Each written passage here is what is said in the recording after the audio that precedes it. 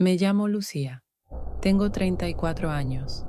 Vivo en una ciudad que parece suspendida entre la calma provinciana y los intentos interminables de llamarse moderna. Aquí todos se conocen al menos de pasada y las noticias se difunden más rápido de lo que uno alcanza a comprenderlas. Trabajo en un taller de costura donde durante el día repican las tijeras, zumba la máquina de coser y huele a plancha caliente. Los clientes llegan con sus caprichos y yo obedezco, ajustando la tela a sus ideas de belleza. Es un trabajo interminable, pero al mismo tiempo una manera de mantener las manos ocupadas para no escuchar mis propios pensamientos. Mi marido, Ricardo, es algunos años mayor que yo. Hubo un tiempo en que era un hombre capaz de alzarme en un solo movimiento, de girar conmigo en un baile o proponer un viaje sin ningún plan previo. Todo eso cambió después del accidente. Tuvo que aprender a vivir de nuevo, primero con muletas, luego con bastón.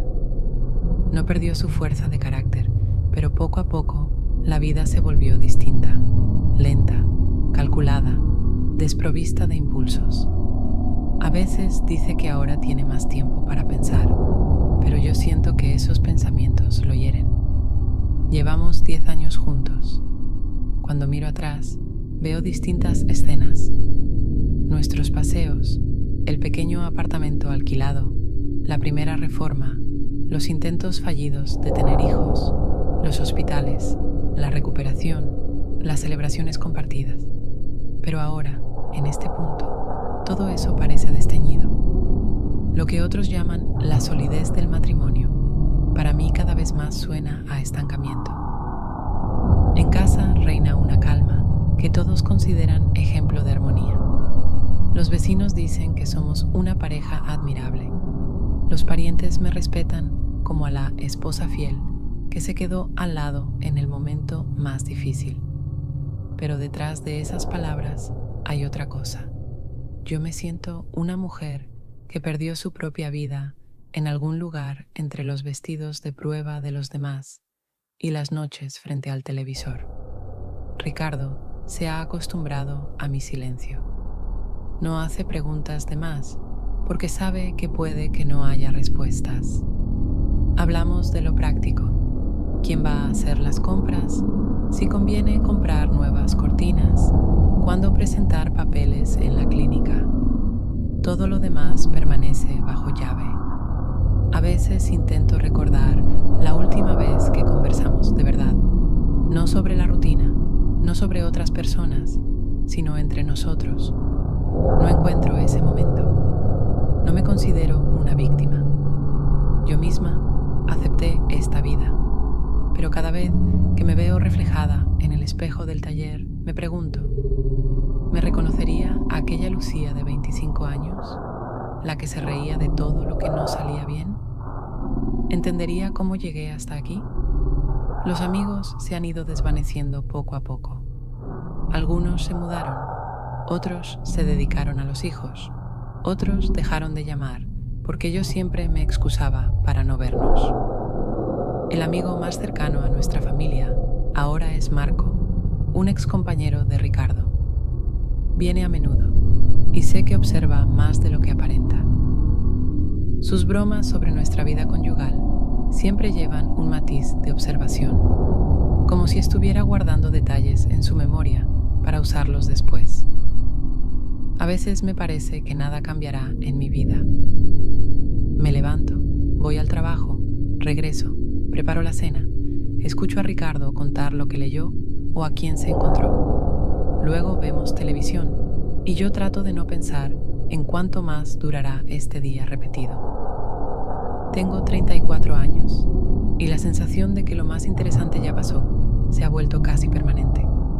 Todavía sé sonreír, pero por dentro, esa sonrisa hace tiempo que no llega al fondo. Todo lo que queda es un papel, el de la esposa, buena y devota. Ese papel que todos aprueban, y solo yo sé que detrás de esa fachada hay vacío. No buscaba aventuras ni pensaba en otra vida en serio.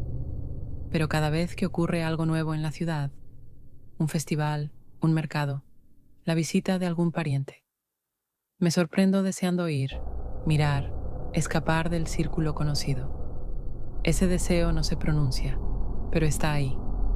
Y fue justamente de esa rutina, que parecía inamovible, de donde todo comenzó. Un día salí al mercado a comprar algunas cosas para la cena, y ni siquiera sospechaba que una simple fila frente a un puesto sería el lugar donde mi vida empezaría a cambiar. Al día siguiente, cuando el calor desde temprano oprimía el pecho y el aire se sentía pesado incluso en la sombra, decidí ir al mercado después del trabajo para comprar algunos productos para la cena. El mercado siempre me parecía un lugar ruidoso, pero predecible. Ancianas con canastas, comerciantes gritando precios, el olor de especias, pescado y verduras frescas, mezclándose en un único y penetrante aroma. Caminaba entre los puestos, intentando no pensar en nada serio. Solo quería elegir lo necesario y volver rápido a casa. Pero la fila frente al puesto de carne resultó demasiado larga y me quedé en medio de la multitud que avanzaba lentamente, como si quisiera poner a prueba la paciencia de cada uno de los que esperaban. El aire parecía espeso y por el calor empecé a sentir mareo. Me recogí el cabello de la cara, aunque apenas ayudó. Fue entonces cuando el hombre a mi lado, al que no había notado antes, me tendió una botella de agua fría. Sonrió como si hiciera algo completamente común, y sin embargo su mirada era directa, atenta y un poco insolente. Dudé, pero acepté el agua, di un sorbo y sentí cómo me resultaba más fácil respirar.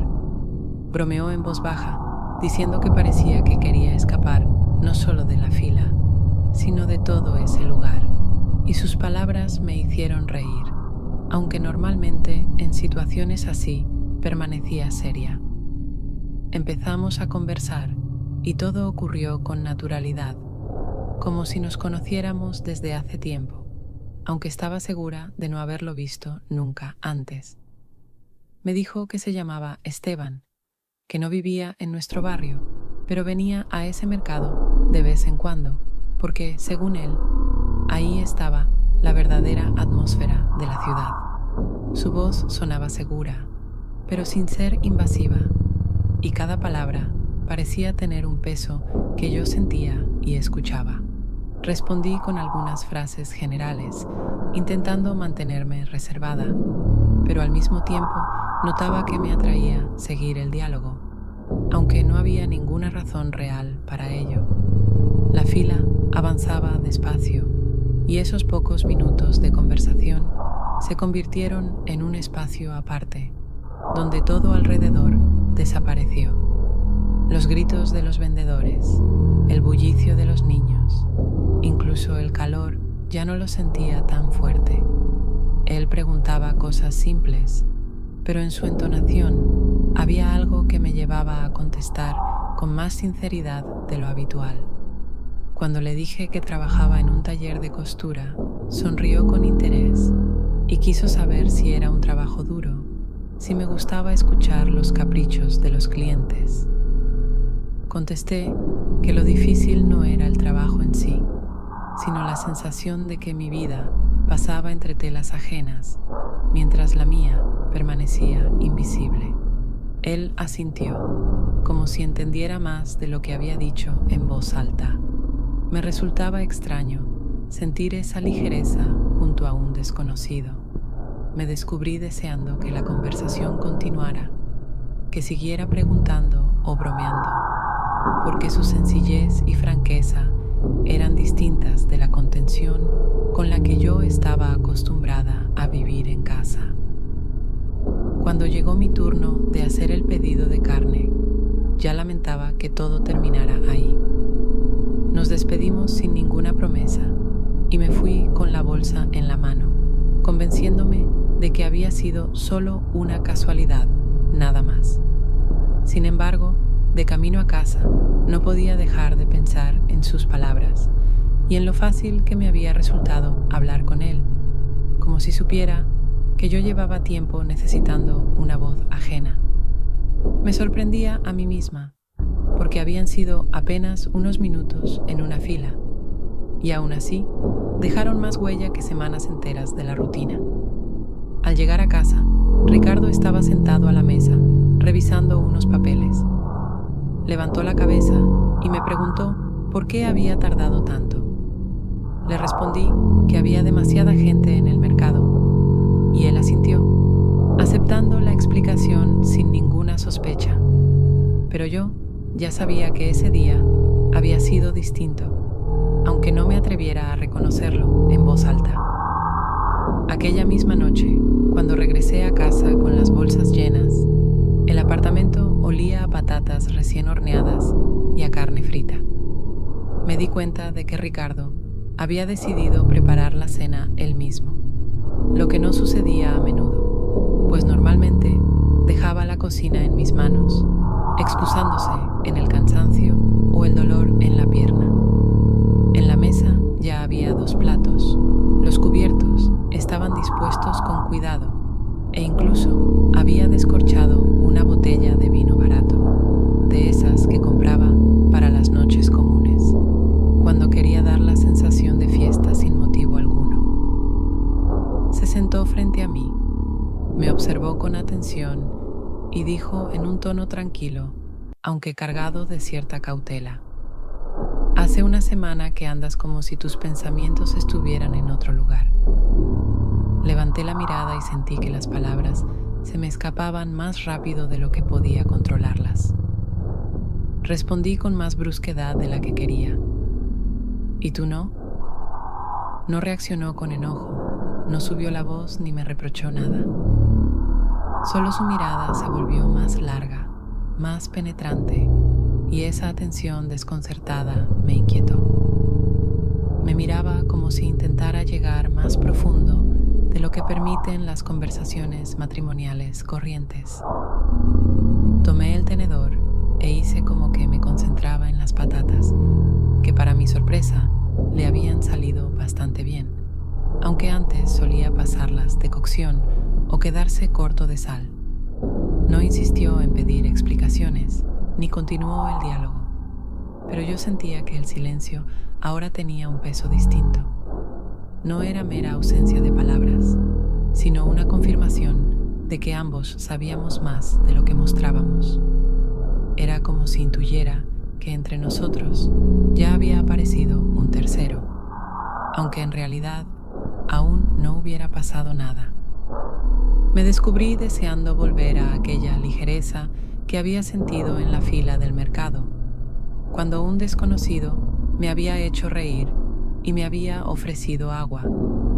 Ese pensamiento ya me hacía sentir culpable, allí mismo, en la mesa, junto al hombre que llevaba años permaneciendo conmigo pese a todo.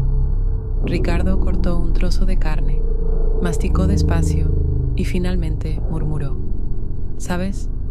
A veces siento que vivo al lado de alguien que cada día se aleja más y ya no sé si podré alcanzarla.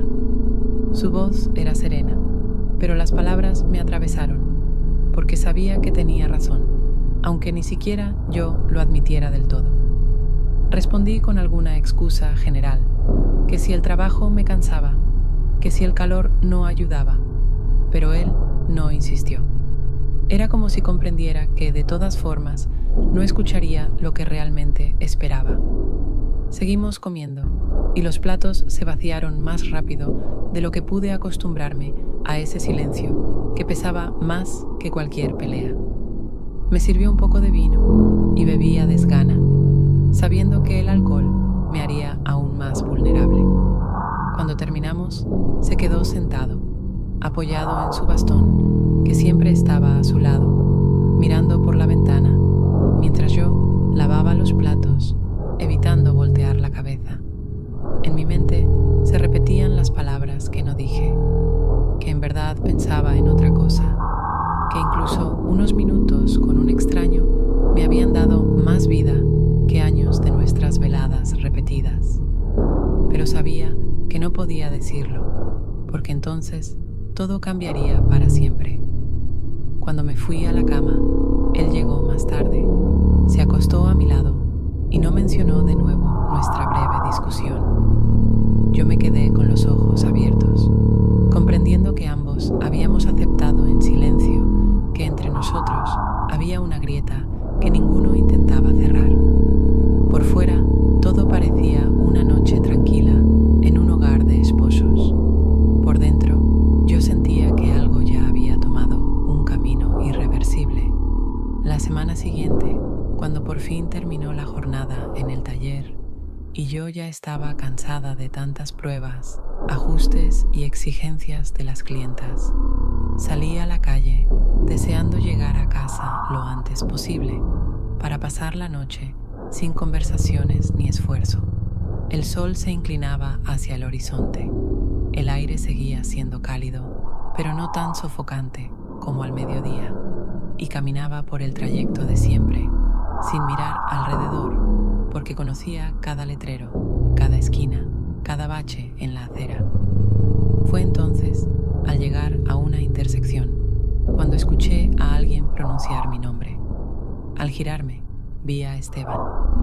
Venía a paso rápido y parecía sinceramente contento de verme, aunque solo nos habíamos cruzado una vez, y aquella charla en el mercado bien podría haber quedado como una mera casualidad. Pero en su sonrisa y en la seguridad con que se acercaba, no había rastro de azar. Me saludó, bromeó diciendo que esa tarde me veía mejor que aquel día en la fila, y me propuso caminar juntos unas cuadras, pues él también iba en esa dirección. Acepté sin buscar motivos para rechazarlo, aunque el día anterior me había convencido de que no deseaba repetir encuentros. Andábamos uno al lado del otro, y sentí que su paso se ajustaba al mío, ni demasiado apresurado, ni tan lento como para incomodar. Hablaba con facilidad, como si ya nos conociéramos de tiempo atrás, y en su voz no había esa tensión que suelen mostrar mis conocidos, cuidando cada palabra para no dar pie a malentendidos o dobles sentidos. En un momento, de pronto, preguntó: ¿eres feliz? Podría haberlo tomado como una broma, porque lo dijo con una media sonrisa, pero dentro de mí sentí que había dicho en voz alta lo que yo llevaba mucho tiempo pensando. Me reí, fingiendo que la pregunta no me había tocado, y respondí con una frase neutral. Sin embargo, por dentro sabía que sus palabras habían dado en el blanco. Todo lo que escondía incluso de mí misma sonó de golpe tan simple y directo que me incomodó. Él no insistió, no pidió detalles, pero su mirada era tan atenta que me resultaba difícil sostenerla. En ese instante comprendí que, a su lado, era como si me quitara la máscara con la que me había acostumbrado a cubrir mi vacío interior. Cuando llegamos a la calle donde debíamos separarnos, se detuvo y dijo que esperaba volver a verme.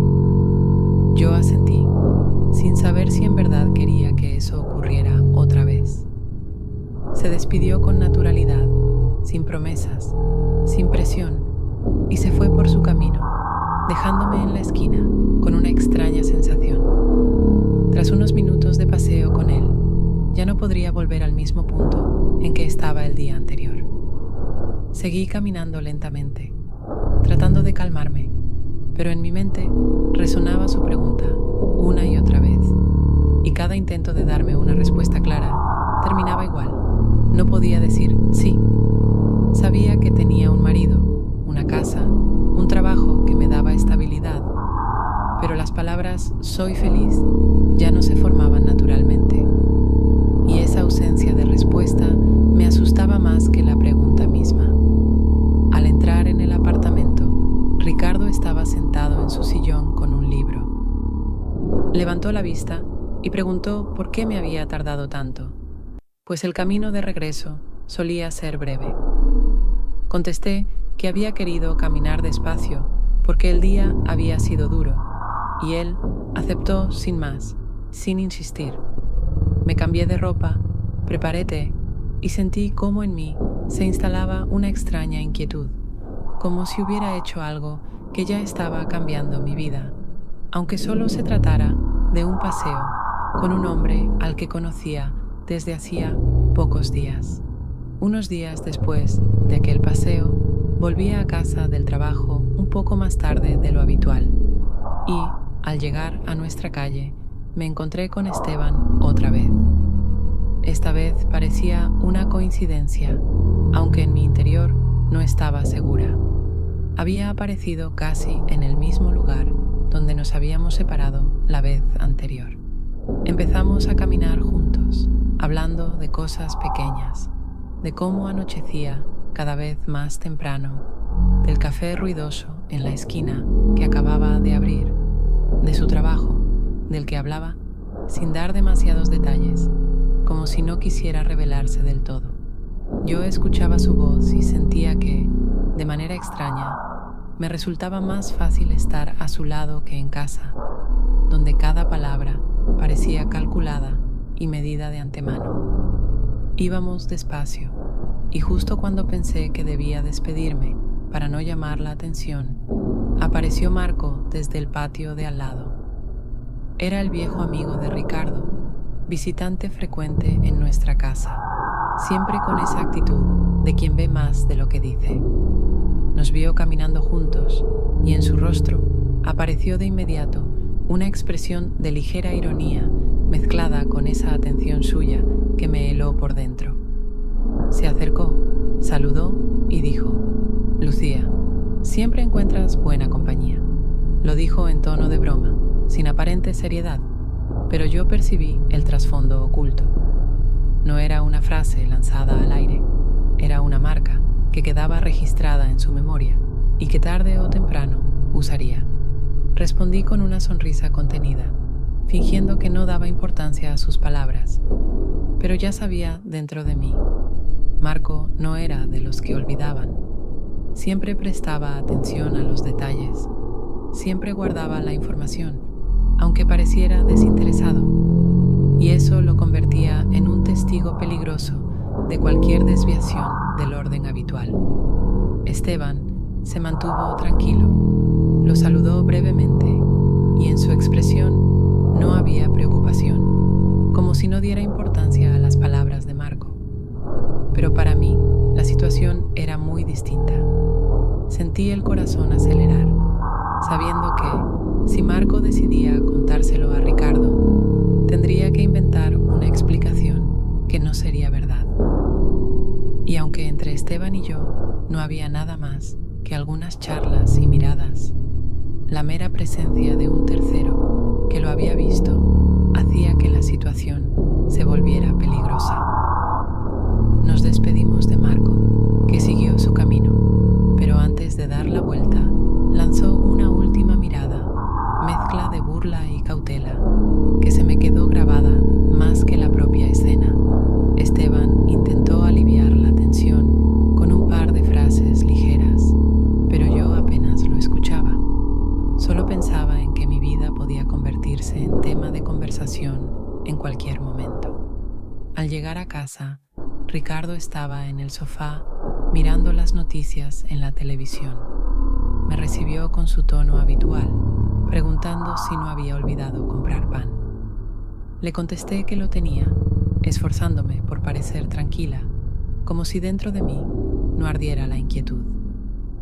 Él no notó nada, o fingió no notarlo, pero yo ya sabía, la verdadera amenaza no era mi marido, que confiaba en silencio, sino Marco, que veía más de lo que decía y podía usar esa información en cualquier momento. Pasé la noche dando vueltas por el apartamento, ocupándome de cosas rutinarias, pero sin poder dejar de pensar en su comentario. No había sido un simple encuentro, sino una señal de que cada paso hacia Esteban podía hacerse público antes de que yo misma entendiera a dónde me llevaba. Y aunque intentaba convencerme de que era solo un detalle menor, dentro de mí sentía con claridad: desde ahora, cualquier encuentro con Esteban dejaría de ser secreto. porque en una ciudad pequeña es imposible esconder algo por mucho tiempo. Una noche, cuando la semana ya llegaba a su fin y yo estaba convencida de que la pasaríamos otra vez en la rutina habitual, Ricardo regresó de pronto a casa con una botella de vino. La puso sobre la mesa como si ese gesto pudiera cambiar la atmósfera del apartamento. Dijo que hacía mucho que no teníamos una velada para sentarnos juntos, hablar de algo distinto a las tareas cotidianas, y me propuso que, al menos esa noche, estuviéramos juntos sin reproches, sin tensión, sin la sensación de que vivíamos separados. Acepté sin mostrar sorpresa, pero en mi interior sentí que aquel esfuerzo de su parte significaba más que una simple iniciativa de compartir una copa de vino después de cenar. Nos sentamos a la mesa y él comenzó a hablar de lo que más lo había ocupado en los últimos años. Sus planes de recuperar, aunque fuera una parte, lo que había perdido tras el accidente. Habló de pequeños proyectos que podría hacer en casa, de conocidos que le habían ofrecido ayuda para encontrar alguna ocupación que no exigiera demasiado esfuerzo físico, y de libros que quería terminar para sentirse en forma.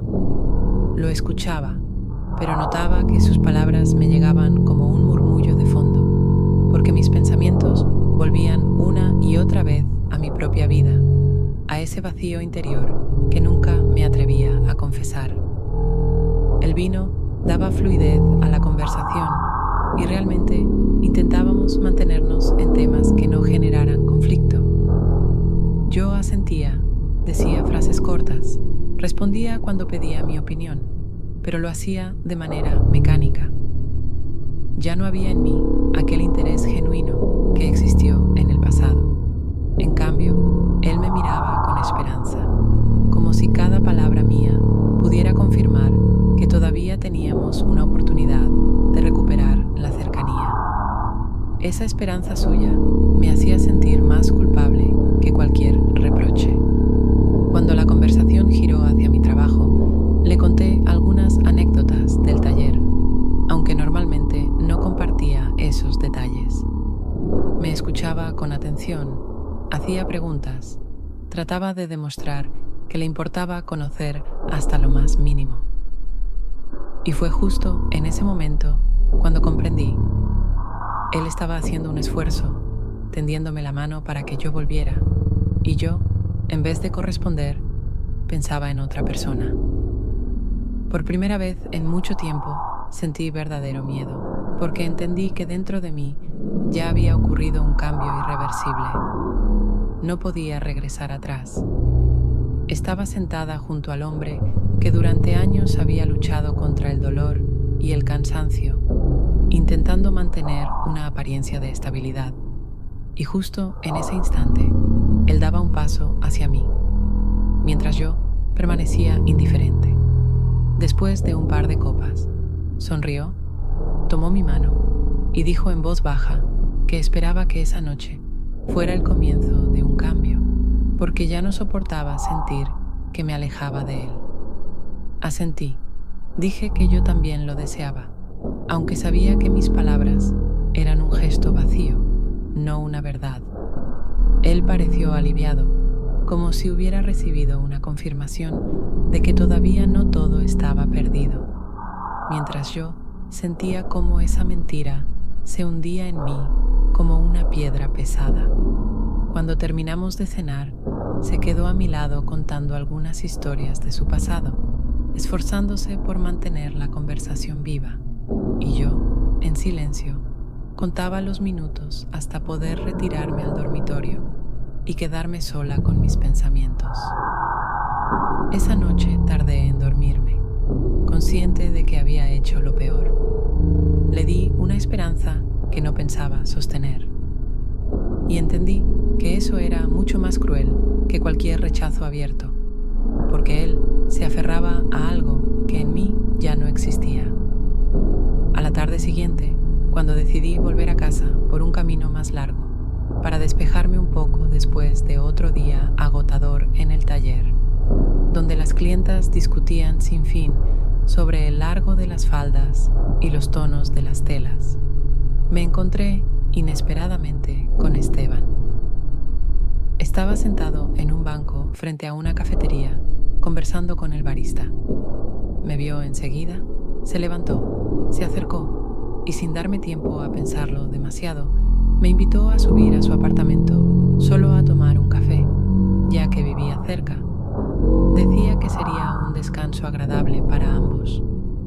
Dudé unos segundos, consciente de que debería rechazar la propuesta porque cualquier paso mío podía tener consecuencias. Pero en ese mismo instante ya estaba aceptando, con una sensación de alivio al no tener que fingir indiferencia. Su apartamento resultó luminoso y sencillo, sin lujos, pero con detalles que decían mucho de él. Estanterías con libros gastados de tanto leer, una guitarra en un rincón, una taza con café a medio terminar sobre la mesa y un cuaderno abierto con líneas desordenadas, garabateadas a toda prisa. Puso agua a hervir. Me preguntó si quería café o vino, y cuando le dije que con café bastaba, nos sentamos juntos y la conversación fluyó sin esfuerzo. Hablamos de la infancia, de cómo los distintos sucesos moldean a una persona, de lo que nos deja sensación de pérdida, aunque no queramos reconocerlo. Él escuchaba con verdadera atención, hacía preguntas, y por primera vez en mucho tiempo sentí que alguien no solo esperaba mi turno de palabra, sino que realmente quería comprender lo que me ocurría. Terminé diciendo más de lo que pensaba, sorprendida por mi propia franqueza, pues normalmente, incluso con los más cercanos, me contenía. Su atención era peligrosa, porque desnudaba en mí lo que tanto había intentado ocultar. Estaba cerca, sin movimientos bruscos, pero su mirada, cálida y concentrada, me dejaba sin defensas. Sabía que estaba en el límite, que podía levantarme y marcharme, pero no lo hice. El tiempo pasó sin darme cuenta, la noche cayó y yo sabía que hacía rato debía haber vuelto a casa. Sin embargo, seguía allí, porque sentía que esa velada me daba algo que me había faltado durante años. Cuando se inclinó hacia mí, podría haberme apartado, podría haber dicho que era un error, pero no lo hice. El beso llegó de manera natural, sin grandilocuencias, como si ambos lo hubiéramos esperado desde hacía tiempo, aunque apenas nos conocíamos. En ese momento, dejé de escuchar la voz interior que me hablaba de deberes, de lo correcto y lo incorrecto. Me permití estar ahí, con él, en ese presente que parecía borrar el mundo exterior. Después, seguimos conversando mucho rato, con una confianza distinta, más íntima, donde las palabras ya no necesitaban filtros. Permanecí más tiempo del que debía, y cada minuto añadía peso a lo ocurrido. Al final, ya bien entrada la noche, me obligué a marcharme. Al salir de su apartamento, supe que había cruzado una línea, aunque aún intentara convencerme de que era solo un beso. De camino a casa, pensaba qué decir a Ricardo si preguntaba por mi tardanza. Comprendí que cualquier respuesta sería mentira y que incluso el silencio podría ser peor. Caminé despacio, demorando cada paso, porque no quería volver al lugar donde me aguardaba una vida que empezaba a quedar atrás, aunque en apariencia todo siguiera igual. Esa noche, cuando regresé a casa, el apartamento estaba en penumbras, iluminado solo por la lámpara del pasillo, como si me hubieran estado esperando. Era tarde, mucho más de lo que yo acostumbraba a quedarme fuera. Intenté moverme con cuidado, quitándome los zapatos y dejando el bolso en silencio junto a la puerta, pero el corazón me latía tan fuerte que parecía delatarme. Al entrar en la habitación, vi que Ricardo no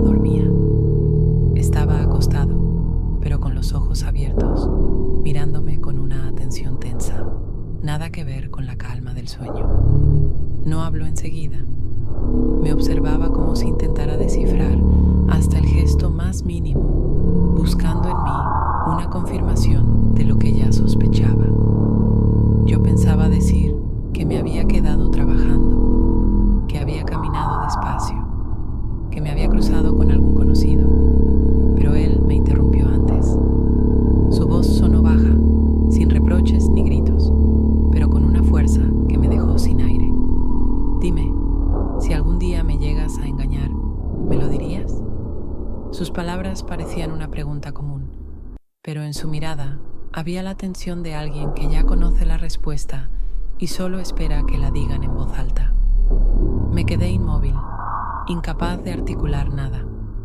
La pausa se alargó demasiado, convirtiéndose en un silencio que pesaba más que cualquier mentira. No contesté, porque cualquier opción era un callejón sin salida. Decir sí, te lo diría, era mentir, porque esa noche ya no lo había hecho. Decir no era confesar abiertamente. Elegí lo peor, callar, y él entendió ese silencio como confirmación. Ricardo no exigió explicaciones, no alzó la voz, no se movió bruscamente. Simplemente se giró de lado, dando por terminada la conversación. Y esa calma fue más aterradora que los celos o los gritos, porque en ella se sentía una certeza. Él sabía que algo pasaba, que la distancia entre nosotros ya no era una sospecha, sino una verdad. Me acosté a su lado, mirando la oscuridad, sintiendo que su pregunta había marcado un límite del que ya no habría regreso. No cerré los ojos en toda la noche. Él permanecía inmóvil y no podía distinguir si dormía o solo fingía.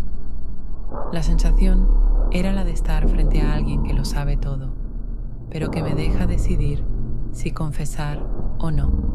Ese espacio que me daba pesaba más que cualquier control, porque convertía mi silencio en la peor de las traiciones. Al día siguiente, se comportó como si nada hubiera pasado. Desayunamos juntos, bromeó sobre el clima, comentó las noticias. Yo intentaba sonreír, pero cada palabra suya sonaba como un recordatorio de lo ocurrido la noche anterior. No volvió al tema, y eso fue aún más difícil de soportar. Sabía que desde ese momento examinaría cada uno de mis gestos en busca de pruebas. Fui al taller, pero no pude concentrarme. Mis manos cortaban la tela mecánicamente, mientras mi mente repetía una y otra vez el recuerdo de su pregunta y de mi silencio. Ese silencio que había sonado más fuerte que cualquier confesión. Sabía que ya habíamos cruzado una línea invisible y que todo lo que ocurriera después no haría más que confirmar lo que él ya intuía. Unos días después de aquella conversación inconclusa con Ricardo, recibimos una invitación de Marco para cenar. A él le gustaba organizar pequeñas reuniones en su casa, crear una atmósfera de aparente informalidad donde todo parecía improvisado, aunque cada detalle estaba calculado. El vino siempre elegido con cuidado para acompañar los platos, la música sonando lo bastante baja como para no interrumpir las conversaciones, y la iluminación suave que generaba un ambiente acogedor, aunque también inquietante. Acepté sin entusiasmo, sabiendo que rechazar habría sido extraño. Marco pertenecía al círculo más cercano de nuestra familia. Su presencia en nuestras vidas era tan natural que evitarlo habría despertado sospechas. Llegamos a su casa alrededor de las 8. Ya había algunos invitados sentados a la mesa, colegas de Marco, una pareja de vecinos y una amiga suya a la que veía por primera vez. Todos charlaban con ligereza, reían de sus ocurrencias y el ambiente parecía el de una velada cualquiera. Sin embargo, desde que crucé la puerta, sentí que su mirada se posaba con más frecuencia en mí. Sabía disimularla, daba la impresión de atender a todos por igual, pero yo percibía cómo sus ojos regresaban cada vez que yo hablaba, o incluso al más mínimo de mis gestos. Marco disfrutaba siendo el centro de la reunión. Relataba historias que arrancaban carcajadas, pero entre sus frases se colaban insinuaciones sutiles. En un momento comentó: «En esta ciudad es imposible ocultar nada. Las noticias corren más rápido que los periódicos». Mientras lo decía, me miró directamente. Su sonrisa era impecable, su tono despreocupado, pero sentí un frío recorrerme las piernas. Ricardo estaba sentado a mi lado. Aparentemente no le dio importancia, reía con los demás, aportaba de vez en cuando sus propios comentarios. Parecía relajado, aunque en un instante noté cómo cerraba levemente el puño sobre la mesa. Comprendí que también había captado el trasfondo, aunque no reaccionara. Durante la cena, intenté mantenerme reservada. Hablaba poco, escuchaba más, evitando dar pie a nuevas insinuaciones. Pero percibía que Marco disfrutaba del juego. Le gustaba sostener el hilo invisible que podía transformarse en arma en cualquier momento, y sabía que yo era consciente de ello. Sus bromas eran afiladas, aunque nunca cruzaban el límite que las hiciera evidentes ante los demás. Solo yo entendía que cada palabra era una advertencia disfrazada de chiste. Al servir el postre, se inclinó hacia mí y, en voz baja, preguntó si me gustaba el vino. En su entonación había una sonrisa oculta, como si recordara perfectamente dónde y con quién me había visto no hacía mucho. Respondí con brevedad, evitando mirarlo a los ojos, porque sabía que ese contacto me delataría más que cualquier palabra. Ricardo, mientras tanto, conversaba con un vecino sobre política y yo rogaba en silencio que no se fijara en lo nuestro. Cuando por fin salimos de casa de Marco, ya tarde, sentí un alivio extraño, como si hubiera escapado de una trampa, aunque nada evidente hubiera sucedido. Caminamos unos minutos en silencio, hasta que Ricardo dijo que la velada había sido interesante. Su tono era neutral, pero en el fondo percibí una cautela escondida. Respondí con un sí, estuvo bien, aunque por dentro me oprimía el miedo de que las insinuaciones de Marco hubieran dejado huella en él. Aquella noche no pude dormir. Revivía sus miradas, sus sonrisas, sus frases cargadas de doble sentido. Comprendí que no era solo un testigo casual, sino un hombre que disfrutaba de mantener a los demás en tensión. Y ahora yo era su objetivo. En una ciudad pequeña, donde nada permanece oculto mucho tiempo, aquello significaba que mi vida ya no me pertenecía del todo. Unos días después de la cena en casa de Marco, regresé del trabajo más tarde de lo previsto. En lugar de ir directamente a casa, elegí caminar por la calle donde ya varias veces me había encontrado con Esteban. No tenía un motivo real para hacerlo, pues era un camino más largo, pero me dominaba una sensación extraña, un presentimiento que me empujaba allí, como si inconscientemente buscara provocar ese encuentro. Al llegar a esa esquina donde solíamos despedirnos, comprendí que esa vez no quería dejar las cosas al azar. Saqué el teléfono, dudé un buen rato, pero finalmente le envié un mensaje corto proponiéndole vernos. La respuesta llegó casi de inmediato. Me invitaba a su casa, y en ese instante supe que ya no podía excusarme con la casualidad. Esta vez era una decisión consciente, y la responsabilidad recaía enteramente en mí. Salió a recibirme, y cuando nos encontramos, no hubo formalidades ni frases de cortesía. Lo esencial ya se había dicho antes. Su sola presencia me liberaba de la necesidad de explicaciones. Caminamos juntos hasta su edificio, y durante esos minutos apenas hablamos. No hacía falta llenar el silencio con palabras. Sus pocas preguntas parecían más un pretexto para mirarme a los ojos que una verdadera curiosidad. Entré en su apartamento sin dudar, sintiendo que no quedaban fronteras que me retuvieran. La habitación estaba en penumbra, iluminada solo por la lámpara del salón, que arrojaba un resplandor cálido y tenue. Nuestras miradas se cruzaron y lo demás sucedió sin palabras, porque ya no eran necesarias. Nada parecía forzado ni precipitado. Todo estaba aguardando ese momento. Cada instante de aquella noche me alejaba más de la vida que hasta hacía unos días todavía fingía seguir. El tiempo se detuvo. El mundo exterior desapareció. Pasamos horas juntos y por primera vez en mucho tiempo olvidé por completo el reloj. Sabía que en casa me esperaban, que mi tardanza levantaría preguntas, pero no podía obligarme a marcharme. Solo cuando la noche era ya demasiado avanzada, me levanté, consciente de que ese paso no tenía retorno. No era ya un encuentro fortuito, ni una conversación, ni un beso. Era una traición consumada, y la única responsable era yo. De regreso a casa, no intenté inventar excusas. Comprendía que ninguna explicación podría liberarme de la culpa. Caminaba por la ciudad y sentía que las calles, los faroles, las ventanas eran testigos mudos de lo ocurrido. Todo me recordaba que ya era alguien que había elegido un camino distinto, irreversible.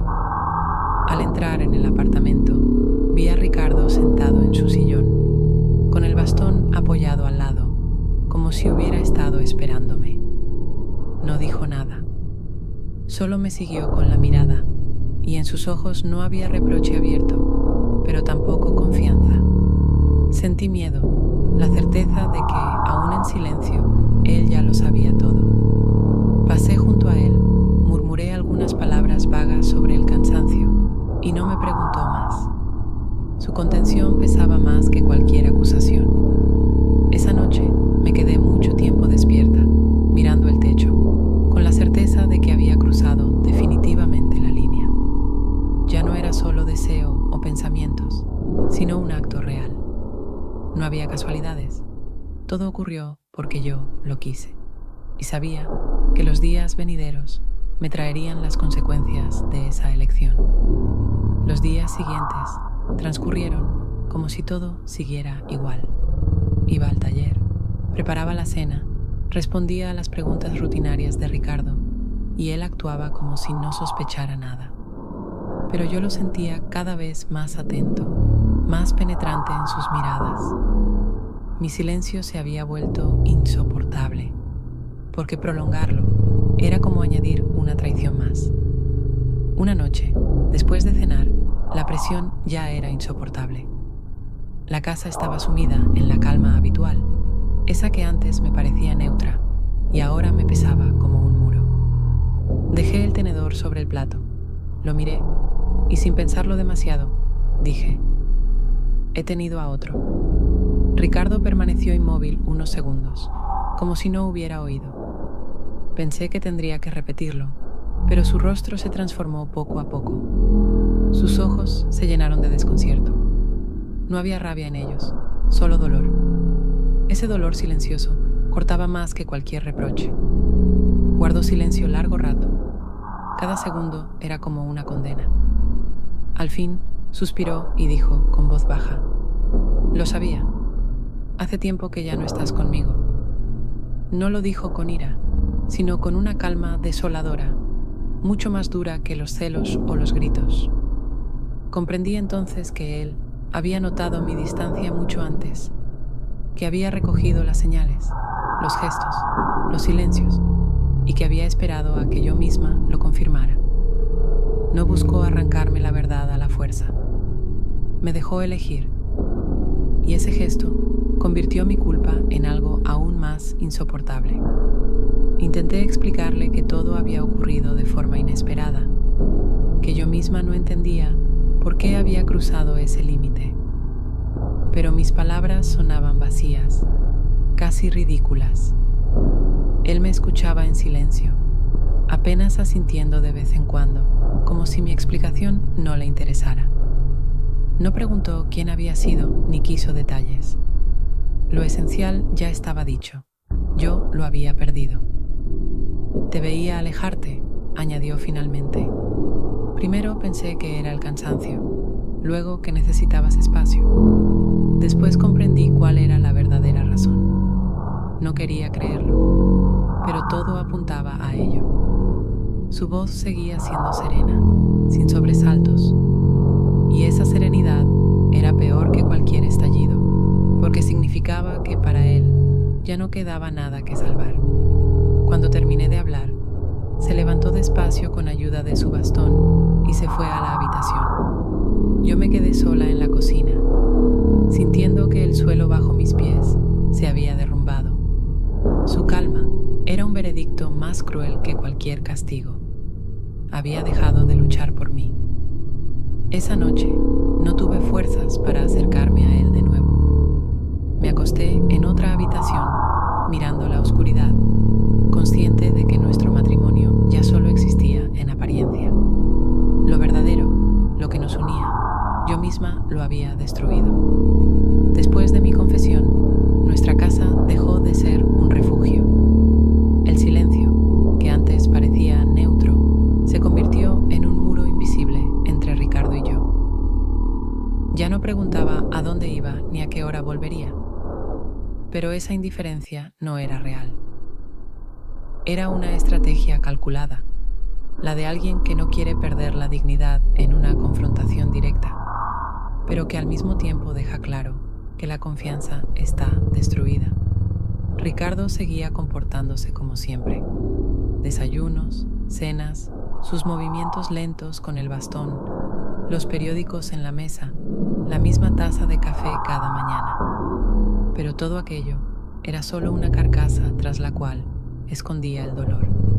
No me echaba, no me reprochaba nada, no pedía explicaciones, pero su sola presencia silenciosa era un recordatorio constante de que lo sabía todo y de que ya no intentaba recuperarme. Permanecía a mi lado, no por amor en su antiguo sentido, sino por costumbre, por sentido de responsabilidad, o quizá por miedo a quedarse solo. Intenté hablar con él varias veces, pero nuestras conversaciones morían enseguida. Escuchaba, respondía con frases breves, sin implicarse. Su distancia me dolía más que cualquier grito. Yo habría preferido rabia, reproches, cualquier gesto que probara que aún quedaba un sentimiento vivo. Pero lo que me ofrecía era una frialdad serena, un adiós silencioso que dolía mucho más. En la ciudad nada pasó inadvertido. Aunque yo había tenido el valor de confesar la verdad a Ricardo, los rumores no tardaron en circular.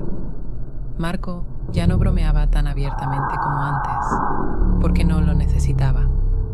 Su papel de observador había terminado, y él ya había obtenido su satisfacción, sabiendo que había presenciado mi caída. En el taller, las miradas de algunas personas cambiaron.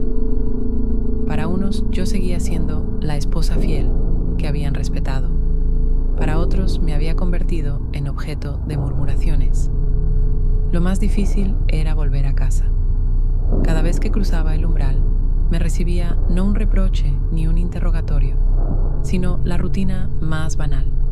Él leyendo, viendo la televisión, moviéndose con la calma de siempre. Esa rutina era la verdadera condena. Demostraba que no necesitaba oír explicaciones, porque la verdad ya estaba clara. Su serenidad era su forma de ser más fuerte que yo, y eso me hundía mucho más que un escándalo. Con el paso de las semanas, entendí que mi verdadero castigo no era el acto en sí, ni lo que pudieran decir los demás. Mi condena era vivir al lado de un hombre que lo sabía todo, que ya no me amaba, pero tampoco me dejaba ir. Él se había retirado emocionalmente, pero seguía presente, y esa convivencia era como vivir bajo la vigilancia de un carcelero abiertamente, pero que me obliga a enfrentar mi culpa día tras día. Ya no buscaba mis ojos, ya no me tocaba, pero tampoco me dejaba. Y eso era lo más aterrador. Yo misma me había condenado a vivir en un hogar donde no quedaba amor, solo un recuerdo constante de lo que había destruido. Esteban había desaparecido sin dejar huella. Marco había encontrado placer en el secreto que guardaba, y Ricardo, aunque permanecía, ya hacía tiempo que vivía aparte, dentro de sí mismo. Lo único que quedaba era mi propia culpa, la consecuencia inevitable de mis decisiones. Comprendí que mi final no estaba en un escándalo, ni en una pérdida, ni siquiera en las palabras. Mi verdadero final era este: vivir el resto de mis días al lado de un hombre que ya no me ama, pero no me suelta, y junto a la culpa que yo misma elegí como única compañera.